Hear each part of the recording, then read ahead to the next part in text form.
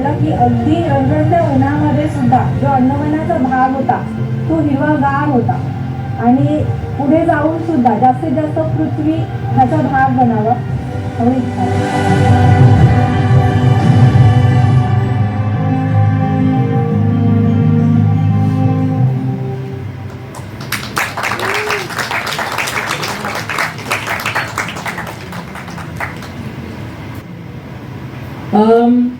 मैं किसान हूँ, मैं एक फार्मर हूँ. आप में से कितने लोग ये बिलीव कर पाएंगे? 2 हाथ, 3 हाथ. ठीक है, नहीं लगता ना मुझे देख के.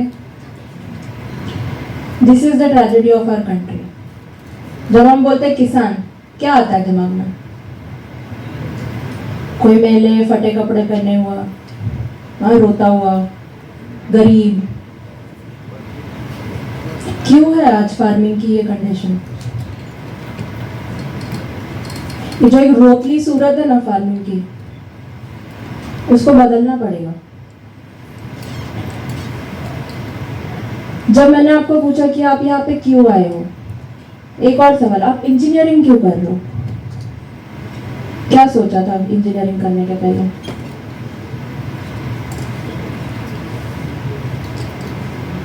कोई ऐसा जिसने कुछ नहीं सोचा था इंजीनियरिंग क्यों करना है, एडमिशन मिला आ गए.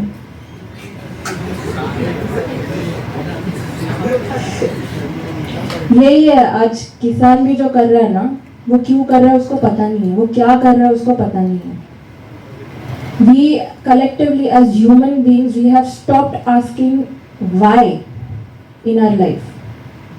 हम ना वो हाउ के पीछे इतना भाग रहे हैं ना, क्या क्या कैसे करना है, मार्क्स कैसे कमाऊं, प्लेसमेंट कैसे लूं, पैसे कैसे कमाऊं, वो कैसे, वो थोड़ा बाजू में हटके क्यों पे हम जब आएंगे ना तो पूरा पिक्चर ही पलट जाएगा.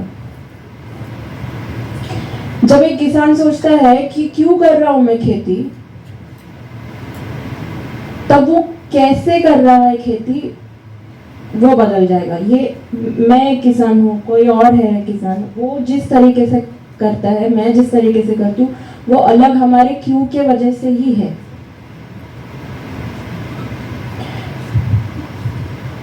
एनवायरमेंट के लिए आज हम यहाँ पे बैठे हैं ना, we all want to save environment, do something for the environment. क्या करना है हमको? What do we want to do with environment? Anybody, what do you want to do with environment? Reduce pollution, save the planet. किसको करना है?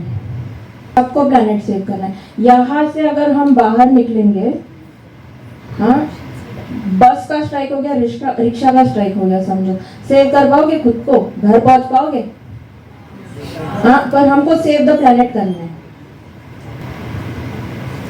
मेरे लिए ना, मैंने एडवर्टाइजिंग क्यों छोड़ा, क्यों किया, इसका मेरे पास भी जवाब नहीं है. मैं भी आप जैसे थी, मिल गया एडमिशन, चली गई. एक क्यों था, मेरे को वाइल्ड लाइफ फोटोग्राफर बनना था. किसी ने बोला एडवर्टाइजिंग में फिल्म मेकिंग सिखाते हैं, कुछ नहीं सिखाया.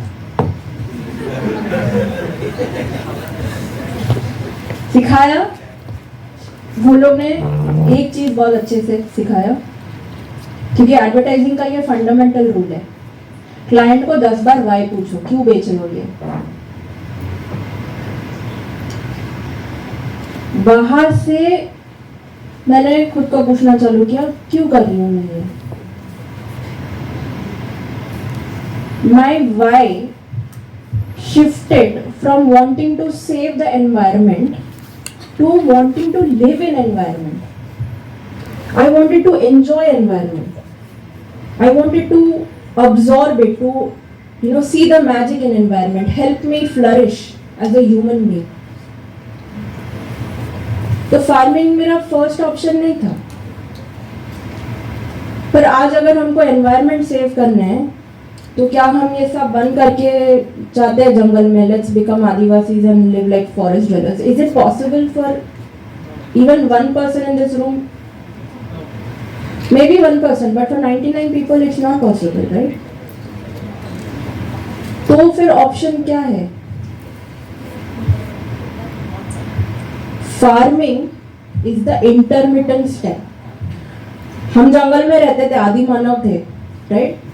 पढ़ा है हम सबने ये स्कूल में। फिर सिविलाइजेशन आया किसके दम पे? फार्मिंग के दम पे। फिर हम आगे आए। तो वही अगर हमको दैट लार्जर एनवायरनमेंट के पास अगर थोड़ा भी वापस जाना है तो बीच में वही है, पीछे जाने का रास्ता भी वही है। It is farming. Now how to do this farming? As a farmer, when I say that I want to enjoy environment, I want to live environment, I want to wake up every morning and watch the sunset, not have some building block it, वो मेरा responsibility बन जाता है then to observe environment, to observe the nature and then implement that in my farming, है ना? Which is what we have done with these farmers. The system that we have used, it's called permaculture. It means permanent agriculture. मतलब तुम एक बार देख लो, it's biomimicry. ये word किसको पता है? Biomimicry. बुलेट ट्रेन किस चीज को देख के डिजाइन की गई है? एरोप्लेन्स किसको देख के डिजाइन की गई है? Birds are a bio element, they are living beings, they are a part of nature. उसको देख के, उसको मिमिक करके एरोप्लेन बनाया। डॉल्फिन्स को मिमिक करके बुलेट ट्रेन बनाया। Biomimicry today happens to be one of the most remunerative profit making industries in the world. किसी भी फील्ड में ले लो, इंजीनियरिंग में ले लो, मेडिकल साइंस में ले लो, just go anywhere with it. तो ये बायोमिमिक्री फार्मिंग में नहीं कर सकते हम? क्यों बार बार हम जाके उठ के किसान को बोलते हैं ये एनपीके कम है, ये डालो, यूरिया डालो, ये कम है, वो कम है? Basically the fundamental thing is start asking why you are doing this, why you want to protect your environment, why you want to do something. The environment gives you answers.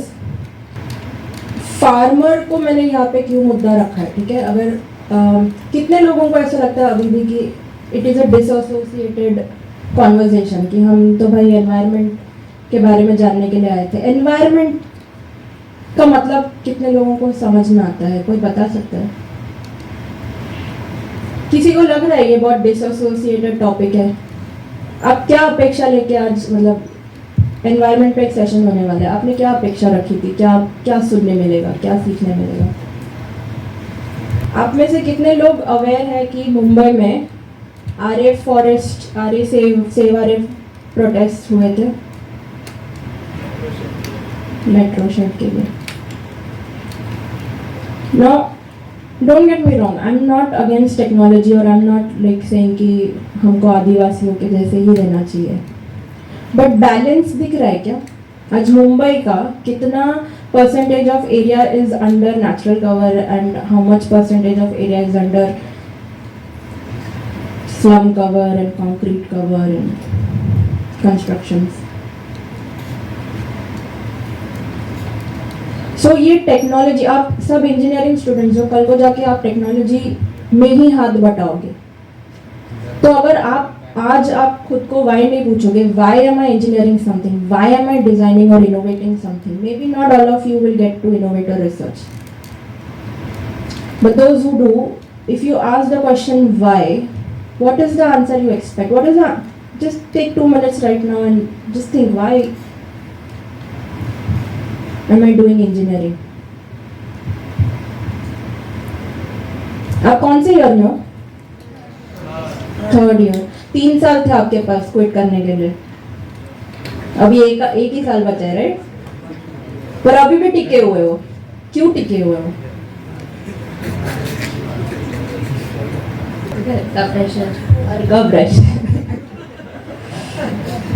कोई मेरे को अंबानी कुछ सुनाई दे रहा है, क्या हो रहा है?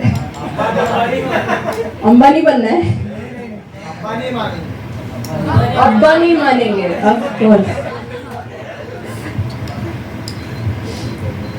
When engineers also think what they are doing, when they are designing or what they are doing, क्या सोचते हैं? यूजुअली इंसान यही सोचता है ना कि मेरा भी नाम आएगा आइंस्टाइन के बाजू में, फिर वो बोलेगा ठीक है नहीं, मुझे एनवायरनमेंट के लिए कुछ करना चाहिए, तो लेट मी इनोवेट समथिंग। वो इनोवेशन के पीछे भी क्या फंडामेंटल रहता है, I will save the planet, या whatever I am designing, ये स्केलेबल है क्या? स्केलेबिलिटी की तो बीमारी लग गई है पूरी दुनिया को। एनवायरनमेंट में कौन सी ऐसी चीज है जो एक ही चीज है, स्केलेबल है और पूरी प्लैनेट पे सब वही है, सेम है? उसको लोकस्ट बोलते हैं। जब लोकस्ट आता है तब क्या होता है? वायरस बोलते हैं। वायरस आता है तो क्या होता है?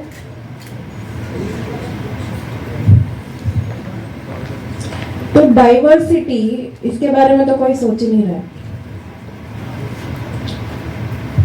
This fundamental why brings us back to farming, which is the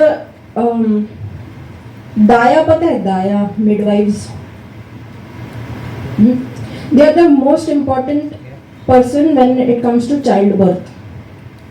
उनका जो काम है वो सेक्रेड माना जाता है। वो एक नए जिंदगी को लेके आती है दुनिया में। तो किसान क्या अलग कर रहा है? वो नई जिंदगी को दुनिया में लेके भी आ रहा है, जिसको खा के सारी जिंदगियां जी रही है। That is the sacredness of his work. पर नहीं, हम क्या करते हैं? किसान को ये करना चाहिए, किसान को वो करना चाहिए, हम उसको ही सिखाने जाते हैं। फार्मिंग का और आपका कुछ नाता है ऐसे लगता है आपको? क्या नाता है?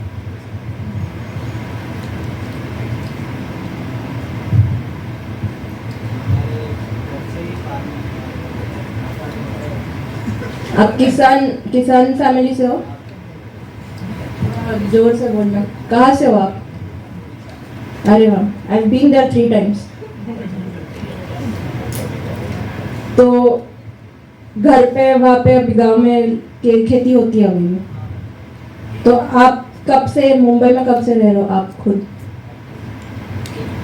8 years। तो आपको कभी मन किया वापस जाके आई विल डू फार्मिंग?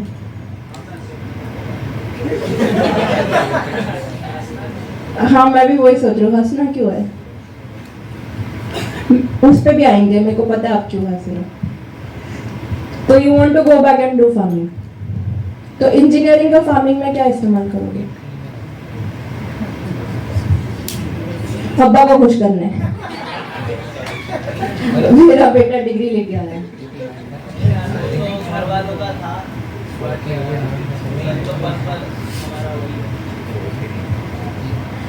आप जब भी आए यहाँ पे कॉलेज में या शहर में, आपको ऐसे लगा कि मैं किधर आ गया, कोई मुझे देखता नहीं है, कोई मुझे रिस्पेक्ट नहीं करता है, ये बहुत अलग दुनिया है, मुझसे सहा नहीं जाता, ऐसे लगता है आपको?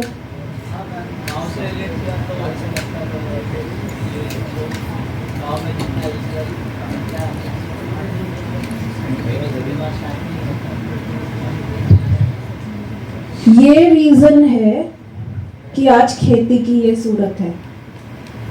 जो खेती करता है उसको खुद को पता नहीं है कि उसका काम कितना बड़ा है, उसको खुद को पता नहीं है कि उसका रिस्पेक्ट कितना होना चाहिए।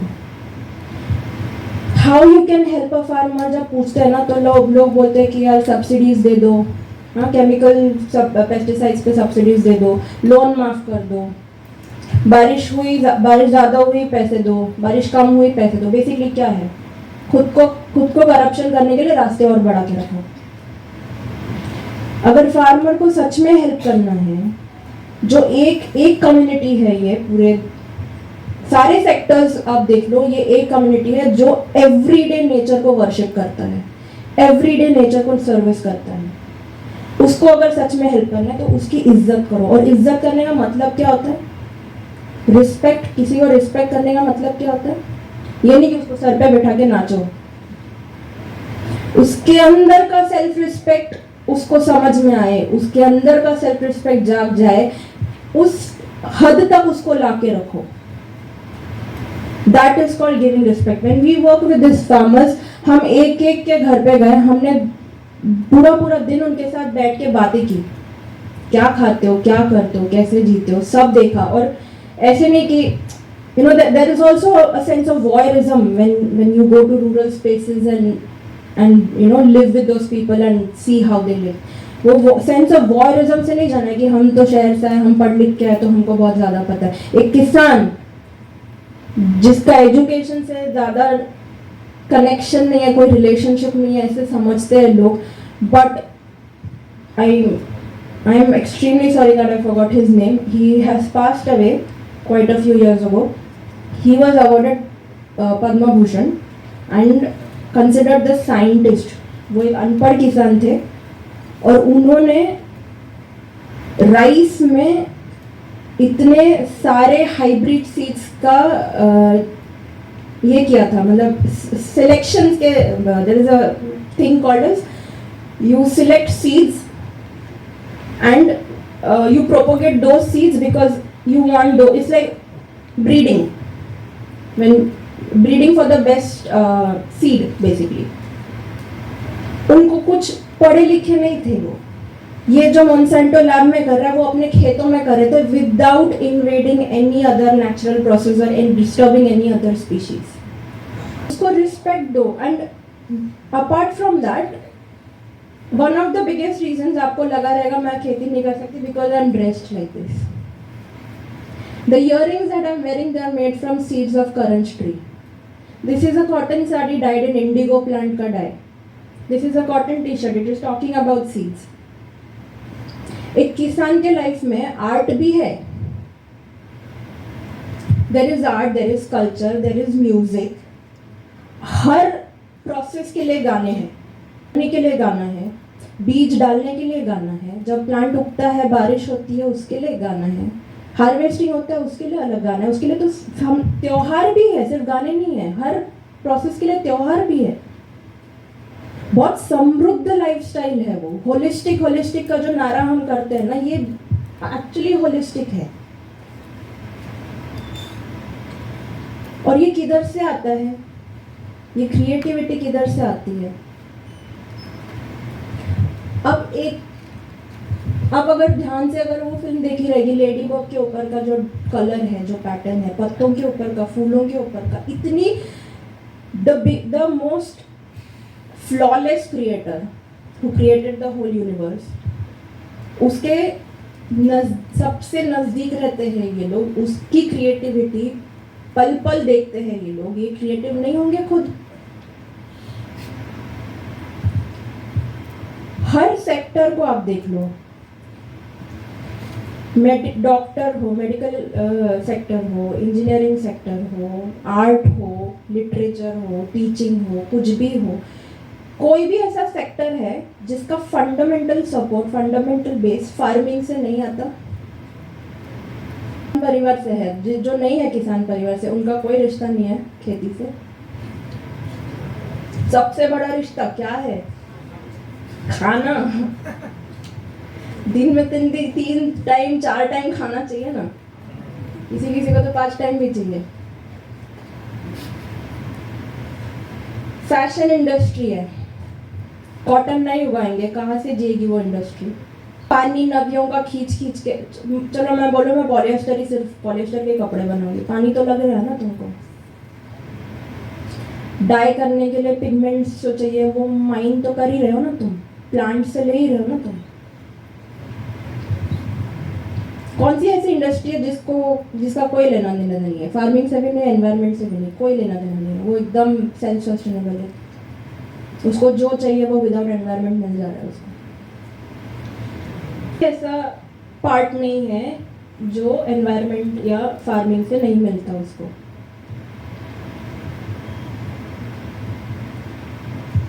आप लोग सोच रहे हो कि नहीं है, मतलब नहीं है तो बोलो नहीं है. पक्का? ऑटोमोबाइल इंडस्ट्री,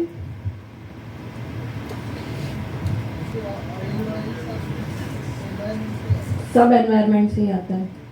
मेटल माइनिंग तभी कर पाओगे ना जब किसान को उसकी जमीन से हटाओगे. तो जो इंडस्ट्री सारे दुनिया के सारे इंडस्ट्रीज को एक्टिवली या पैसिवली सपोर्ट कर रहा है, तो वो खुद को सपोर्ट करने की क्षमता नहीं रख सकता. Farming industry should be the most remunerative industry technically speaking. You know why? आप बैंकिंग स्टूडेंट्स नहीं हो, बस आपके बैंक अकाउंट्स है हाँ?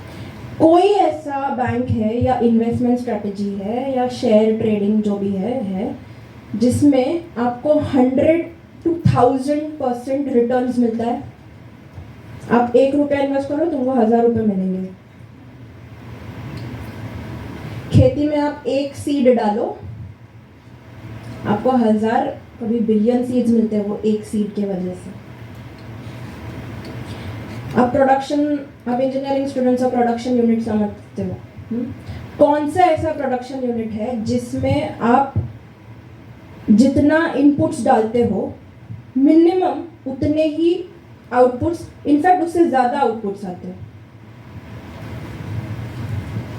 आप 3 इनपुट्स डालते हो, किसान अपने जेब से 3 इनपुट्स डालता है बेसिकली। वो केमिकल पेस्टिसाइड्स का बाजू में रखना, मिट्टी, बीज, पानी।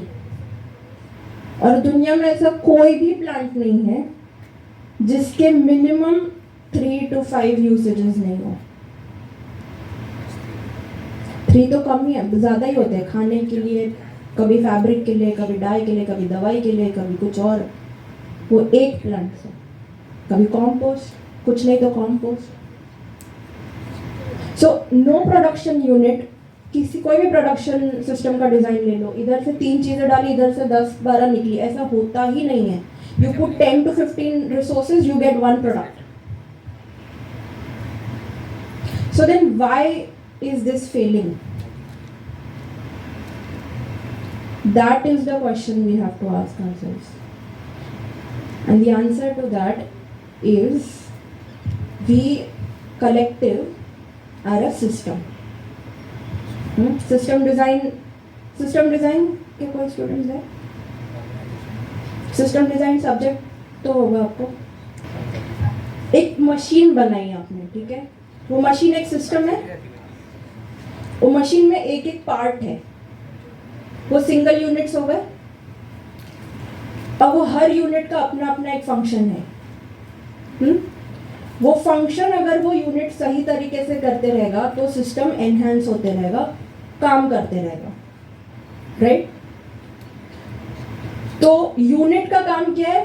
मेरे को जो फंक्शन बोला है मेरे को बस उतना ही करना है, मेरे को अपना ज़्यादा बाकी कुछ सोचना नहीं है, right?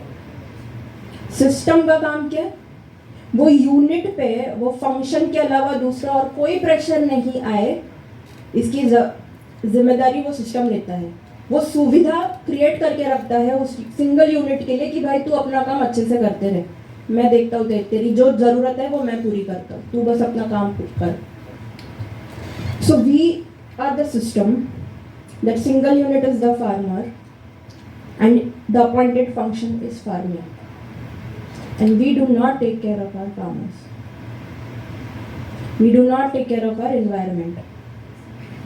We have not accepted, recognized, identified that environmental health is the fundamental need of this entire system. उसके बिना सिस्टम ही नहीं है। No, I do in several places. I usually collaborate with somebody. तो Earth Forever के साथ I was in collaboration. Now recently I was in collaboration in Dhule with, thank you for reminding me, यज्ञांग सत्याग्रही क्षेत्रीय they call themselves. ये प्रांतली बोरसे करके एक lady है, उन्होंने शुरू किया है। वो पुणे में पढ़ी बली है, she is also educated, but she went back to her farm in Dhule, in her गाँव native, और उन बच्चों के साथ कोविड में किसी का कुछ स्कूलिंग हो नहीं रहा था। So she came up with this concept कि फार्मिंग से सिर्फ ग्रॉस प्रोडक्ट्स नहीं निकलने चाहिए। चावल निकला, अनाज निकला, दोज आर ग्रॉस प्रोडक्ट्स, है ना, they are physically tangible. She came up with this concept कि artistic farming products, subtle farming products they call, ये इयरिंग्स उनके हैं। They came up with a concept called intellectual farming products. तो ये T shirt जो मैं आज पहन के आई हूँ, सीड टॉप, तो ये उनका नया अभी शुरू होने वाला है, where they are going to engage with more and more people from farming background, from non farming background, have educational platforms for it. So there is a lot of work going on in very pockets. So there are many things. आप निकलोगे ना बाहर, मुंबई, पुणे, चेन्नई, दिल्ली, हैदराबाद, इससे थोड़ा आप बाहर जाओगे ना, बैंगलोर, तो you will see that even today 90% of India is very much rooted in farming. It's very much rooted with the environment. हम जब बोलते हैं कि save planet, save environment, save water, save soil, मैं सुन के परेशान हो गई हूँ. आपने देखे पोस्टर्स? हाँ, ये पोस्टर्स कहाँ पे दिखते हैं आपको?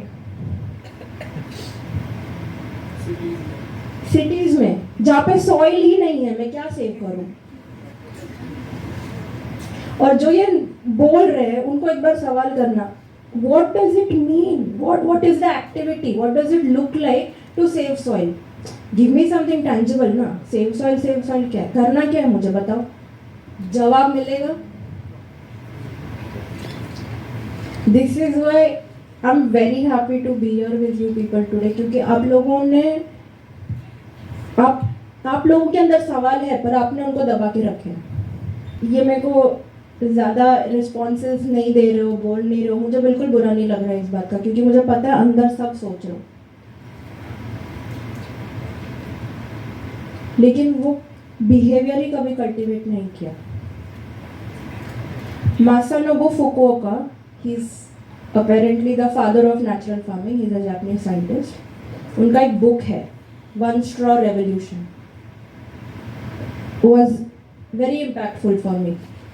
उसमें एक सेंटेंस है, farming is not just cultivating of crops, it is cultivating of human minds.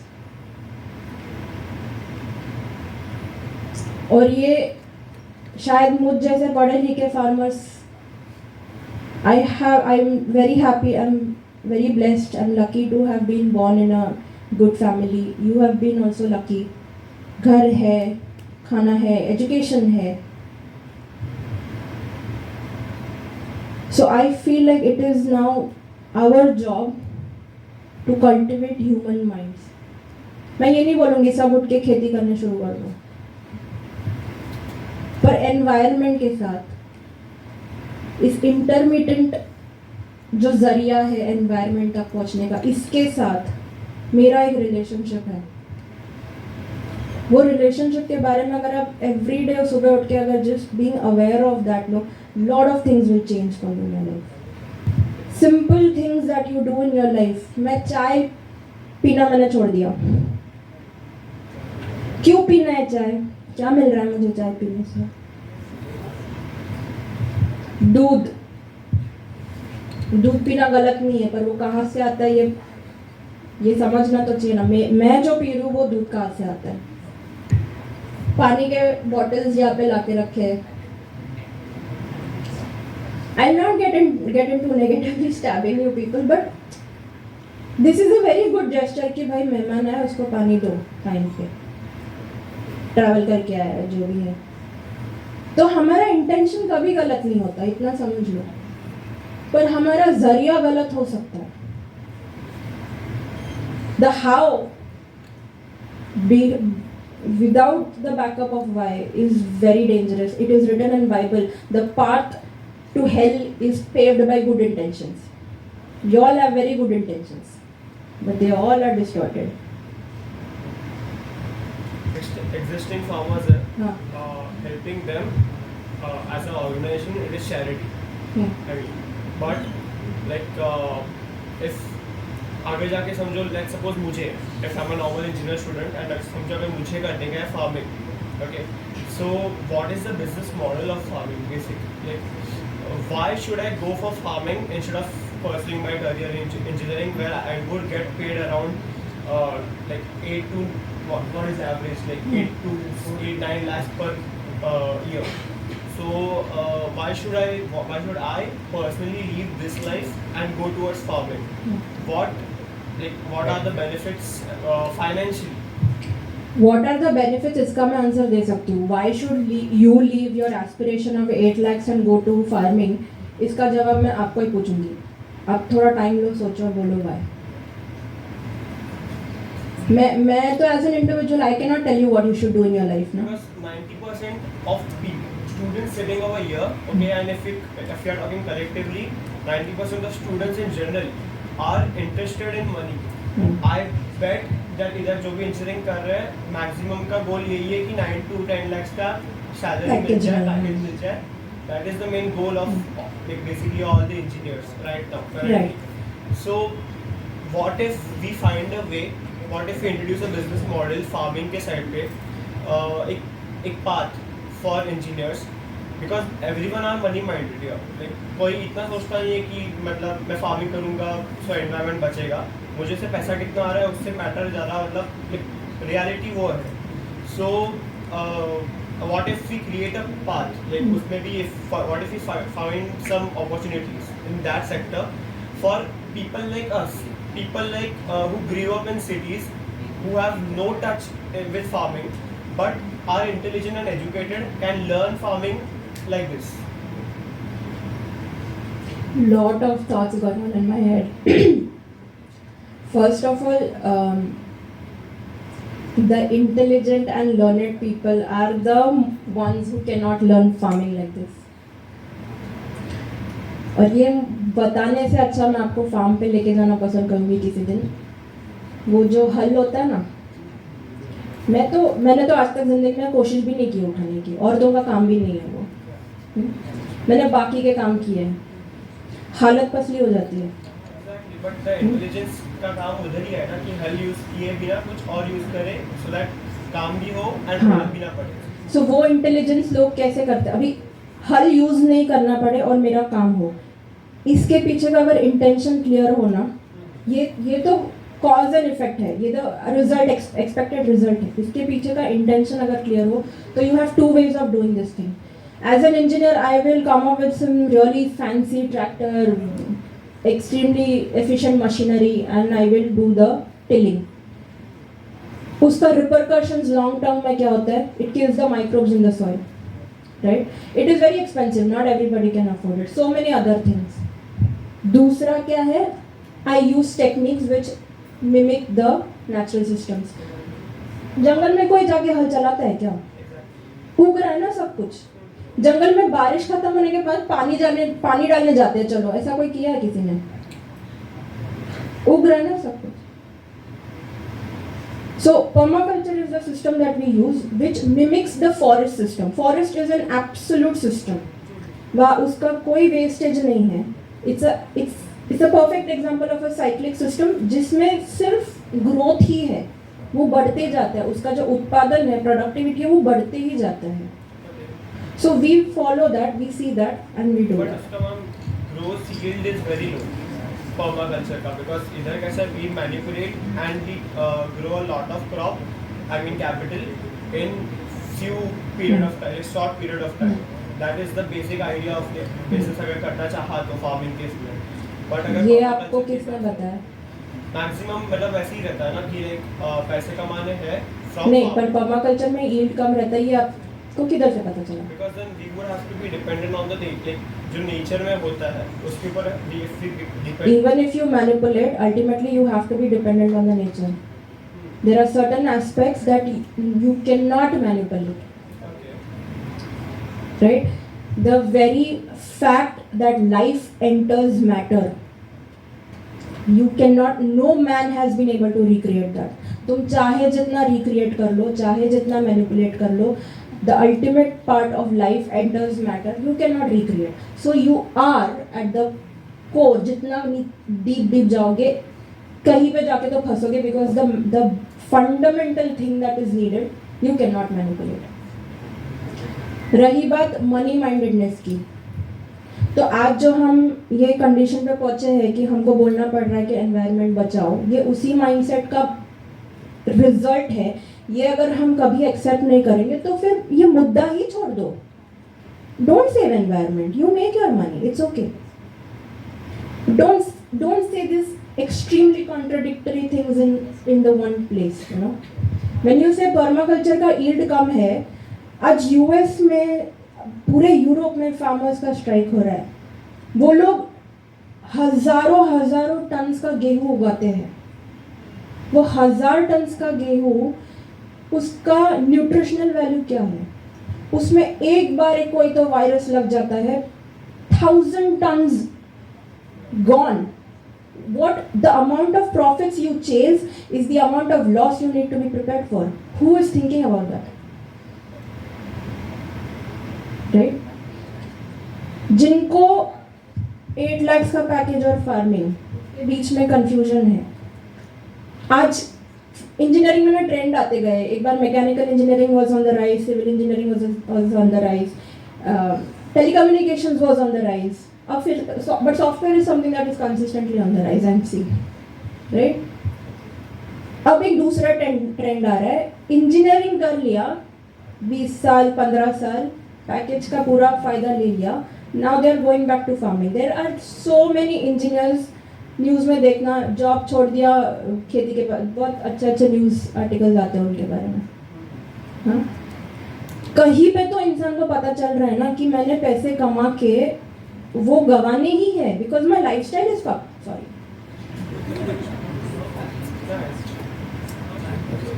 सो इधर क्या है, I am doing that farming. वो जो लीकेजेस है ना, फाइनेंशियल लीकेजेस क्या क्या है आपके लाइफ में? फाइनेंशियल लीकेजेस क्या क्या है? Do you understand the term financial leakages?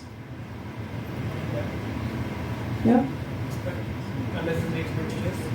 या not just unnecessary, sometimes they're necessary also. Lifestyle expenses, education loan, travel, sorry, health issues, family unexpected emergencies, food costs. अब ये अगर 10 फाइनेंशियल लीकेजेस है, उसमें से 5 अगर मैं अपने ही घर में मुझे जो चाहिए वो मिल रहा है, तो यहाँ पे मुझे इनकम कम है ये दिखाई देता है, पर फाइनेंशियल लीकेजेस भी तो कम है, क्वालिटी ऑफ लाइफ भी तो ज़्यादा है, हैप्पीनेस क्वोशंट ज़्यादा है. So that is why I said कि आपको वो करना चाहिए कि नहीं करना चाहिए, उसका जवाब मैं नहीं दे सकती. So these are the 2 pictures. You make your choice and make it boldly. Then don't regret कि ये कि वो. उसके लिए वो वाई इज नेसेसरी. मैंने एडवर्टाइजिंग छोड़ के एक दिन भी रिग्रेट नहीं किया. मेरे को घर से प्रेशर नहीं था. My parents use to send me bank openings, railway openings. उनको ऐसा लगता था कि मेरे को शायद एडवर्टाइजिंग में जॉब नहीं मिल रहा है, तो शायद कहीं गवर्नमेंट जॉब लग जाएगा, हो जाएगा. मैं इंटरव्यू देने जा रही हूँ बोल के I used to go to farms and volunteer. उनको लगता था कि इसको जॉब नहीं मिल रहा है, इंटरव्यू फेल हो रहा है. But that was a choice that I made because my why was very clear. Why and what of my life was very clear. That I want to spend a life where I can get up and watch the sunrise, watch the sunset, and then go out to sleep. That was my ultimate goal. Environment as a larger topic, I've been a part of the Save Bharat thing. I understand my limitations also. So I don't always go and protest, but there are farmers and Adivasis inside RA that we work with. तो जो बच्चे हैं, जो अपनी ज़मीन पे टिके हुए हैं, हम उनके साथ काम करते हैं. हम उनकी लाइफ में वो जो एक कांस्टेंट सोच सकते हो ना, कभी भी घर से बाहर निकाल देंगे, कभी भी उनका घर निकल जाएगा, रास्ते पे आ जाएंगे. Middle of the night also they have that fear, anybody will come and kick them out. To live constantly in that kind of trauma is not easy. It's very negligible in front of our trauma of 8 lakh का package लूँ या 6 लाख का package लूँ. उनके life में कुछ कर सकते हैं क्या? We do cultural activities also. तो एनवायरनमेंट बचाना मतलब सिर्फ पेड़ लगाना नहीं होता. एनवायरनमेंट का हिस्सा हम भी है, हमको भी बचाना है. When you think of interventions, the interventions that are most effective are the ones that are not direct.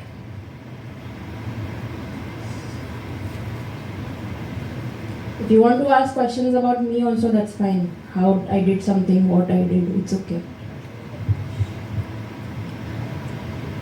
Towards farming.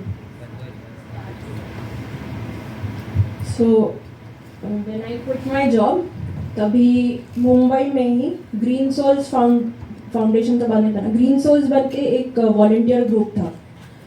Everybody in that group was a volunteer. It was not some NGO or anything. And we had a mentor, Sir Julius Rego, very passionate, very crazy man, given himself to environment. He was our mentor, and we ran 5 farms in 5 different locations in Mumbai. They were in juvenile center. Juvenile center मतलब बच्चों का jail. वो बोलते भी ऐसे ही थे, बच्चों का jail. One of the most depressing places I've ever been to. एक ऑर्फनेज के रूफटॉप पे था. एक वुमेन रिहैबिलिटेशन सेंटर मतलब औरतों का जेल. और एक कैंसर पेशेंट हॉस्पिटल में था, टाटा कैंसर पेशेंट हॉस्पिटल खारगना. So I started going there. We were all doing working. उधर कोई लेबर वेबर नहीं था. हम वॉलंटियर्स जो थे वही we were managing the business aspect of those farms. Profit, production, क्या आ रहा है क्या नहीं आ रहा है. We were managing the cultural aspects. Workshops करने हैं, टॉक्स करने हैं, लोगों को इकट्ठा करना है, अवेयरनेस करना है. We were doing everything, and this holisticness in that farming na is what I think was very beautiful. क्योंकि ऐसे नहीं है मैं अकेले किधर तो विधर में कड़कती धूप में मैं कुछ डिग कर रही हूँ, you know, and I'm struggling for anything. I had community, I had cultural scope for my cultural. आपने बोला था ना to give back something to the society. वो feeling जो था मेरा वो satisfy हो रहा था. जो स्कूल में मैंने ज्योग्राफी, जियोमेट्री, मैथ सीखा है ना, वो मैं उधर फार्म पे बैठ के फिर से गूगल कर रही थी फॉर्मूलेज, क्योंकि मैं भूल गई थी और यहाँ पे मुझे ज़रूरत थी. मुझे बेड डिज़ाइन करना है, मुझे क्या है पॉलीगॉन का एरिया कैलकुलेट करना नहीं आता.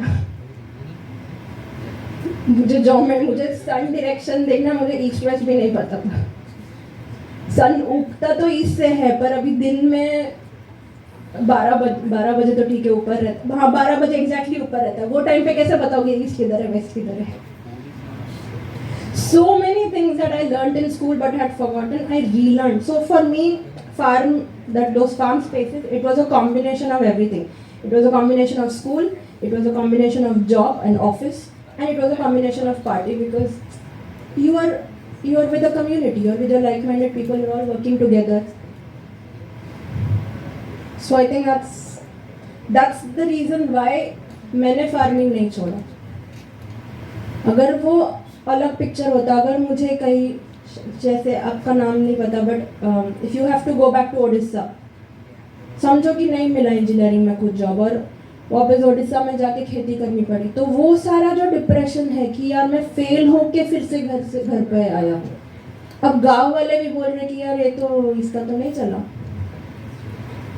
and then you are doing it all alone.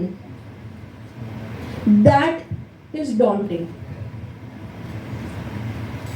So I hope I'm giving you like hints, like what is it that we can change, what is it that we can do. Even when it comes to saving environment, एक इंसान का काम है ही नहीं वो. उसके बाद फिर मैं सीखते गई, फिर we started taking up more personal projects for people, developing their farmlands. Then NGO started calling us कि हमारे किसानों को आप कुछ नया आपके तरीके सिखाओ. So one of the interesting experiences I'll share. डोंगरी में जो जुवेनाइल सेंटर है, वहाँ पे हम लोग जाते थे और 5-5 बच्चों को बाहर बुलाते थे हमारे साथ खेती करने के लिए. उनका वो जो पैच था वहाँ पे, जब बच्चों को पता चल गया ऐसा ये 5 बच्चे इसके लिए बाहर जा रहे हैं, वो लोग हमारे कान चबाने लग गए. दीदी हमारा नाम, अगली बार हमारा नाम, अगली बार हमारा नाम. बाहर निकलना था उनको. उसमें से एक बच्चा था जो शायद डोमेस्टिक अब्यूज़ हुआ होगा घर पे. ही वॉज लाइक मैं जाके अपने स्टेप फादर को मैं मार डालूंगा उसको. हमने उसको कुछ भी उगाने को बोलो वो तोड़ देगा. उसको कुछ नहीं करने को बोलो वो उधर जाके खोदना शुरू कर देगा। फिर हमने सोचा इसको खुदाई, जब भी खुदाई का काम होगा ना इसको बाहर बुलाएंगे, इसको खोद, जितना चाहिए उतना खोद। After 3 months that kid is saying कि मुझे ना माफ कर देना चाहिए उसको शायद। And how old must be this child? Not more than 10 years, at least guessing from his size. That is the power of being with nature. Tata cancer centre में जब हम काम कर रहे थे, वहाँ पे एक वार्ड है, पेडियाट्रिक वार्ड है, जो बिलो पॉवर्टी जो बच्चे हैं, और पेडियाट्रिक मतलब आई थिंक 5 साल के नीचे के बच्चे जो बिलो पॉवर्टी कम्युनिटी से आते हैं, उनके लिए फ्री ट्रीटमेंट होता है। और एक बिल्डिंग है वहाँ पे रहने के लिए उनको दिया गया है, पर अपना खाना पीना उनको खुद से अरेंज करना है। तो पेरेंट्स भी वो बच्चे के साथ ही आएंगे ना, इतना छोटा बच्चा अकेले तो नहीं आ सकता। तो पेरेंट्स अपना काम धंधा, मजदूर है, 90% किसान थे और वो पंजाब से थे, पंजाब हरियाणा वो साइड से थे। वो अपना सब काम धाम छोड़ के इधर आए, वो जिनका डेली वेजेस पे उनका पेट पलता है वो इधर आए हैं बच्चे के ट्रीटमेंट के लिए। सब दे तो दिया अपने फ्री, लेकिन खाना खुद का अरेंज करने के लिए भी उनके पास पैसे नहीं है। तो हम 3/4 एकड़ में फार्मिंग करते थे उधर, और वो सारा खाना उन फैमिलीज को जाता था। ये लोग आके हमको बोल रहे, अरे आपने इसमें यूरिया नहीं डाला, अरे आपने इसमें ये नहीं मारा, अरे वीडीसाइड मारो। वो अनपढ़ किसान को भी ग्लाइफोसेट पता है, राउंड अप पता है। वो बोलते हैं आपका खेती होगा ही नहीं ऐसे, ये तो कुछ भी नहीं आया, इसमें कुछ आएगा ही नहीं, आप क्या कर रहे हो। फिर वो देख के, वो खाना खा के वो लोग आने लगे, बोलने लगे हमको आपके साथ काम करना है, आप दिन का मजदूरी मत दो पर हमको आपके साथ काम करना है, हमको देखना है। इनके लिए हमने फिर टॉक्स, डॉक्यूमेंट्रीज दिखाना, ऐसे सब सेशंस भी बीच में फिर शुरू किए। पंजाब से पहले एक ट्रेन चलती थी, अभी 2 ट्रेन चलती है। कौन सी पता है? पंजाब टू दिल्ली कौन सी ट्रेन है ये? Cancer special train. पूरी की पूरी ट्रेन भर के कैंसर पेशेंट्स जा रहे दिल्ली ट्रीटमेंट के लिए।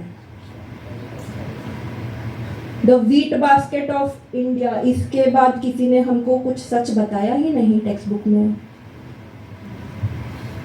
वो वीट बास्केट बना कैसे? ग्रीन रेवोल्यूशन 1966 में हुआ था, 58 years ago।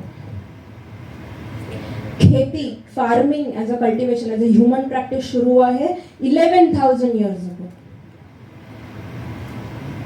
And the whole planet is, the natural system probably exists 400 billion years ago। तो तब से जो ये खुद को चलाते आ रहा है वो मूर्ख है। हम ये 58 years के जो नए, in front of that we are younger than an unborn fetus, पर हमको ज्यादा अक्ल है।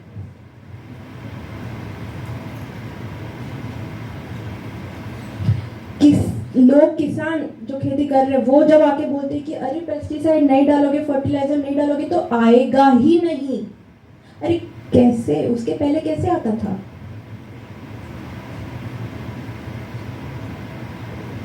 This is the result. When we don't ask the why, we don't connect the dots.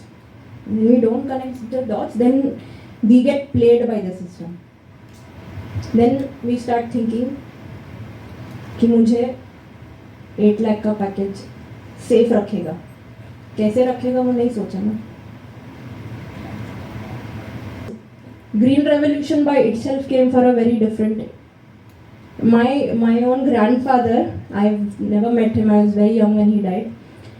वो अपना रिटायरमेंट के बाद गांव-गांव जाके लोगों को ये सिखाने के लिए जाते थे कि पेस्टिसाइड्स और फर्टिलाइजर्स कैसे मारने हैं। And he was a police person. I'm very sure he did not go with the intention of, ये पेस्टिसाइड्स का बिजनेस बढ़ना चाहिए। ये पॉलिसी लेवल पे जो सोचने के लिए जो लोग बैठे हैं ना, वो नहीं सोच रहे हैं, और हम पैकेज में अटके पड़े हैं, हम अब्बा नहीं मानेंगे में अटके पड़े हैं, तो हम उनको कभी पूछेंगे ही नहीं क्या हो रहा है. People like my grandfather, he thought independence तभी मिला था, ही थॉट कि इससे फार्मर की प्रगति होगी, उसका फसल बढ़ेगा, उसकी फसल बढ़ेगी. Let me do this. He went with a patriotic intention. पर वो लॉन्ग टर्म रिजल्ट्स क्या होंगे ये पॉलिसी मेकर्स को पता थे, या पॉलिसी मेकर्स को भी नहीं पता होंगे, बट वो केमिकल जिन्होंने बनाया है उनको तो डेफिनेटली पता थे. और आज मैं गाँव जा रही हूँ, लोगों को सेंद्रिय खेती बोलते हैं उसको, ऑर्गेनिक फार्मिंग, नेचुरल फार्मिंग, वो सिखाने के बहुत सारे फार्मिंग, अर्बन फार्मिंग ग्रुप्स है, अभी भी एक्टिव है मुंबई में. खेती ही करो ऐसा नहीं बोलूँगी मैं, पर वो एक ज़रिया है. मैं एक किसान बन के आइसोलेटेड काम नहीं कर सकती कि मरीन लाइफ में क्या हो रहा है मुझे पता नहीं, मुझे फ़र्क नहीं पड़ता, जंगल में क्या हो रहा है मुझे फ़र्क नहीं पड़ता, ऐसे नहीं होता. सो you start getting aware, you start meeting very interesting people, you start meeting, you know, botanists, wildlife researchers, ecologists. तो ज्ञान का भंडार भी बढ़ते जाता है. ये अपॉर्चुनिटी भी शायद किसान को दे सकते हैं हम. ये ऐसा भी कोई सोशल वर्क हो सकता है कि हम किसानों के लिए एक ऐसा एजुकेशन स्पेस क्रिएट करें जहाँ पे उनके सेक्टर को और अच्छा और प्रॉफिटेबल और स्ट्रॉन्ग सस्टेनेबल कैसे बनाया जा सके, उसको उतना सिखाओ. उसको ज़रूरी नहीं है कि वो आपके education. Another story from Odisha, I am sorry, please do keep a track of time. Dongria Kond करके आदिवासी कम्युनिटी है, उनके गांव में हम गए. वो कास्ट है उनका, डोंगर पहाड़ पे रहते हैं इसलिए डोंगरिया. कोंड इज अ कास्ट. वो लोग माउंटेन टॉप्स पे रहते हैं. एक टाइम पे, एक सीजन में वो लोग 40 टाइप के क्रॉप्स उगाते हैं, और उसके लिए वो सिर्फ उतना पार्ट माउंटेन का कट करते हैं जितना उनको चाहिए, जितना उनको ज़रूरी है. ऊपर का जो हिस्सा है माउंटेन के एकदम टॉप का, उसको कभी नहीं छोड़ते. बीच का किधर का तो काट लेते हैं. क्यों? क्योंकि जब फार्मिंग हार्वेस्ट हो जाएगा, जो हमको जो चाहिए उतना हम निकाल लेंगे, तो ऊपर के जो वाइल्ड ट्री सीड्स है वो हवा से, पानी से गिरेंगे नीचे, वो पैच फिर से रिवाइल्ड हो जाएगा अपने आप. इतनी समझ वो अनपढ़ आदिवासी को है. These people, when we went to their village, I was so happy. For the first time, एक गांव में जाने के बाद ऐसा हुआ है कि हमने उनको सवाल नहीं पूछे, उन्होंने हमको सवाल पूछे. And they were throwing questions at us. क्यों आए हो इधर, क्या देखना है तुमको, तुम्हारा शहर पसंद क्यों नहीं है, काम क्यों छोड़ा, like so many questions. They did not start the meeting. रात को जब हम गांव सभा के लिए बैठे थे, they did not start the meeting. Almost आधा पौना घंटा लेट किया, बिकॉज उनकी औरतें गई थी बाजू के पहाड़ पे कुछ फॉरेजिंग करने के लिए. हमारी औरतें जब तक आएंगी नहीं हम बैठेंगे नहीं. That's the level of gender equality they have their. इनको कौन गया था सिखाने के लिए? उनके बूढ़े बुजुर्ग थे, उनको पूछा कि आपको नहीं लगता आपको गांव, आपके बच्चों को जाके पढ़ना लिखना चाहिए, गांव से बाहर जाना चाहिए? वो बोले हमारे गांव के कुछ बच्चे गए, हम उनको क्या बुलाते हैं पता है? Sorry, as a teacher, even my mother is a teacher, and today when I feel like I'm a teacher when I do these sessions. Nothing against the education, but he said हम उन बच्चों को poultry की मुर्गी बुलाते हैं. And I have been to tribal ashram schools to teach plantation programmes हुए थे, तो टू टीच प्लांटेशन प्रोग्राम्स मैं गई. मुझे इतना, मतलब I should not use the word, but I felt so stupid. ये बच्चे जो अपने पेरेंट्स के साथ अगर रहे तो मुझसे ज़्यादा एनवायरनमेंट समझेंगे और देखेंगे. उनको छीन लिया, rip them off from their culture, put them in the school जहाँ पे उनके ऊपर all kinds of abuse happen. Emotional abuse और मेंटल अब्यूज तो सबसे ज़्यादा. इनको मैं जाके सिखाऊंगी एनवायरनमेंट के बारे में, वो बच्चे मुझे ऐसे प्लांटेशन करते टाइम मुझे बताते, दीदी ये वाली सब्जी है, हम ये वीड नहीं है, ये सब्जी है, हम इसको खाते हैं. They know about plant life more than any botanist would know. वो बुजुर्ग बोले कि ये पोल्ट्री की मुर्गियां बन जाते हैं. The way these kids are living in those tribal schools, they are stacked upon each other, literally like the poultry chicken. कोई ब्यूटी नहीं है इनके लाइफ में, कोई एंटरटेनमेंट नहीं है इनके लाइफ में, कोई जॉय नहीं है इनके लाइफ में. ये बच्चे पढ़ने गए हैं, पढ़ के कुछ बड़ा बनेंगे. क्या पढ़ते हैं? लिखना पढ़ना तो इनको आता नहीं ठीक से, कोई उनको सिखाता नहीं है, right? At the most they will know how to read a few things, count a few things. These become learned labor, a little literate labor. ना ये धोबी का कुत्ता, ना घर का ना घाट का. ये बच्चे उनके गांव के जो एक्सपेरिमेंट हुआ वो पढ़ने गए. They went to Bhubaneswar and started working on some Chinese का हाथ गाड़ी. ये है उनका डेवलपमेंट, ये है उनका प्रोग्रेस. जबकि उनके घर पे वो लोग एक सीजन में 40 क्रॉप्स उगाते हैं. उनको साबुन और नमक के अलावा कुछ बाहर से लाना नहीं पड़ता. फैब्रिक भी वो अपना उगाते हैं. For their personal choices they might be buying something from the market, but they grow their own fabric. तेल भी उनका खुद का होता है. साबुन और नमक, बस 2 चीजें. इनके घरों के प्लास्टर ऐसे बने हैं जो चमकते हैं. 50-60 इयर्स तक उनका प्लास्टर, और ये मिट्टी के प्लास्टर है, खराब नहीं होते. ये उनका एजुकेशन है. इधर ये ब्रिज 3 साल में गिर जाता है, मेट्रो बन रहा है फिर भी गिरता है. उन्होंने बोला हमको कुछ पढ़ना बिढ़ना नहीं, हमको हमारे बच्चों को कहीं नहीं भेजना है. उधर एक एनजीओ है जो वहाँ पे उनके साथ काम करता है. वो बोले हमको इंग्लिश सिखाओ, हिंदी सिखाओ, ताकि बाहर से कोई आके हमको मूर्ख ना बनाए. हमको मैथ सिखाओ ताकि जब हमारी औरतें मार्केट जाती है हफ्ते का बाजार लेके, तो उनको कोई मूर्ख ना बनाए. और थोड़ा बहुत साइंस अगर, बट वो एक्सचेंज में होना चाहिए. ऐसे नहीं कि तुम बोलते रहो हम सुनते रहेंगे. We'll ask you questions. तुम क्या सिखा रहे हो उसमें we'll ask you questions. That kind of confidence to see in a community which is so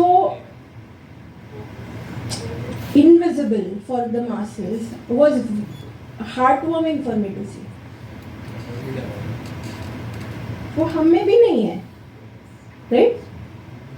मैं भी जब कॉलेज में थी नहीं बोल पाती थी, मैं भी, मुझ में भी नहीं था वो कॉन्फिडेंस. आज भी कई बार मेरे को लगता है मुझ में नहीं है कॉन्फिडेंस. तो एजुकेशन सिस्टम वो नहीं होना चाहिए जो हमको तोड़ दे.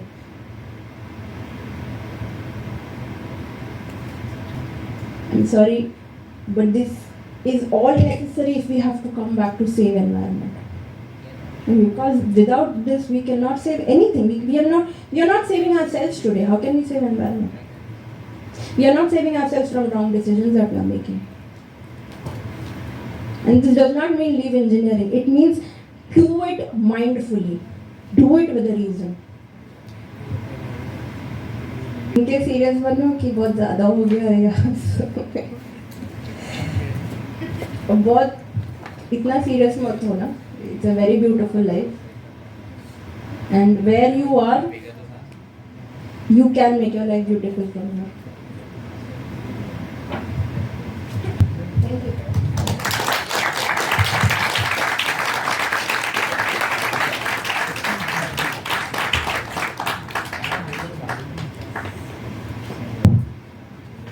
Thank you so much, ma'am. As we draw to a close in this enlightening seminar on environmental enrichment and conservation in agriculture, let us reflect on the profound impact our actions can have the world around us. Throughout our discussion, we have deep diving into the innovative methods and strategies aimed at harmonizing agricultural practices with the preservation of our planet's precious ecosystem. Once again, thank you so much, ma'am, for this enlightening session. Now, I would like to call Professor Pinju Vishwakarma, ma'am, to felicitate our esteemed guest speaker, Ms. Preeti Bhosle.